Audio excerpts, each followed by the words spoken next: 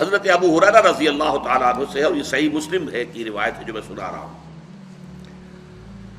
سمعت رسول اللہ صلی اللہ علیہ وسلم یقول، حضرت ابو ہریرہ فرماتے ہیں کہ میں نے سنا اللہ کے رسول صلی اللہ علیہ وسلم کو فرماتے ہوئے، ان اول الناس یقضى یوم القیامت علیہ، پہلا انسان قیامت کے دن جس کا مقدمہ طے ہوگا، فیصلہ ہوگا، رجل استشہد فأتي به، وہ ایک ایسا شخص ہوگا جو دنیا میں شہید شمار کیا جا رہا تھا، اللہ کی راہ میں جنگ کرتے ہوئے مارا گیا تھا، اس نے جان دے دی تھی. فأتي به، اسے پیش کیا جائے گا. فعرفہ نعمہ، اللہ تعالیٰ اس کو اپنی نعمتیں گنوائے گا. دیکھو میں نے تمہیں جسم دیا تھا، بڑی صلاحیت دی تھی، طاقت دی تھی، ہمت دی تھی، حوصلہ دیا تھا. فعرفہا، وہ پہچان لے گا، ہاں پروردگار تیرا یہ فضل اور یہ کرم مجھ پر رہا ہے. قال فما عملت فیہا، اب اللہ تعالیٰ پوچھیں گے تم نے کیا کچھ کیا، میری ان نعمتوں سے تم نے کیا کام کیا. قال قاتلت فیک، وہ کہے گا اللہ میں نے تیرے لیے جنگ کری، جنگ میں حصہ لیا. حتی استشہدت، یہاں تک کہ میں شہید ہو گیا، میں نے اپنی جان دے دی. قال کذبت، اللہ فرمائے گا تم نے جھوٹ کہا ہے.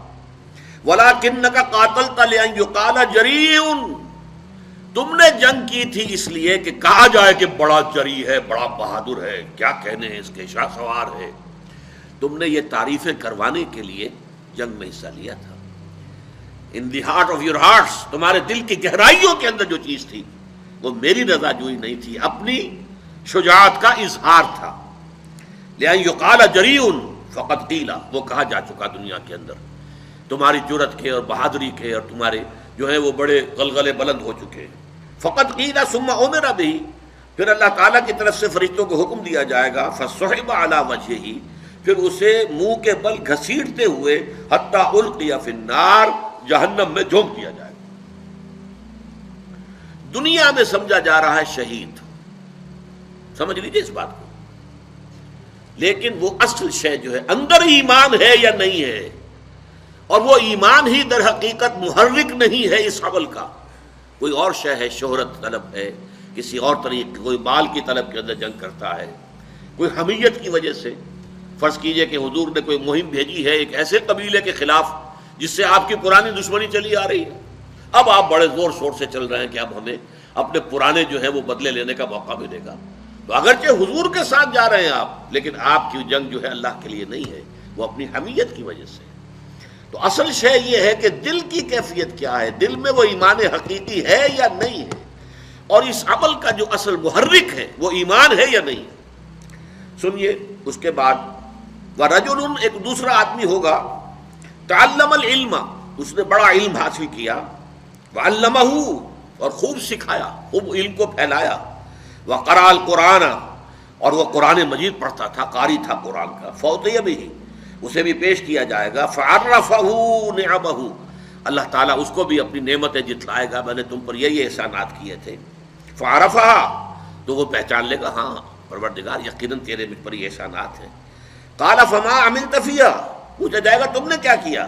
قال تعلمت العلم وعلمتہ، اے اللہ میں نے علم حاصل کیا، اسے پھیلایا، لوگوں کو پہنچایا. وقرأت فیک القرآن، اور تیرے لیے، تیری خوشنودی کے لیے میں قرآن پڑھتا رہا.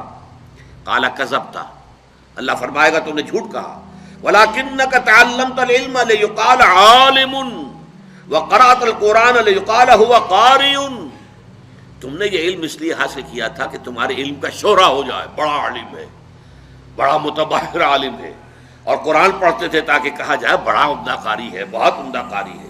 فقد قیل، وہ کہا جا چکا، تمہارا مطلوب جو تھا دنیا میں حاصل ہو گیا، اب یہاں تمہارے لیے کچھ نہیں ہے. ثم امر به فصحب علی وجهه حتى القي في النار، پھر فیصلہ ہوگا اور اس کو بھی منہ کے بل گھسیٹتے ہوئے فرشتے جو ہے جہنم میں جھونک دیں گے.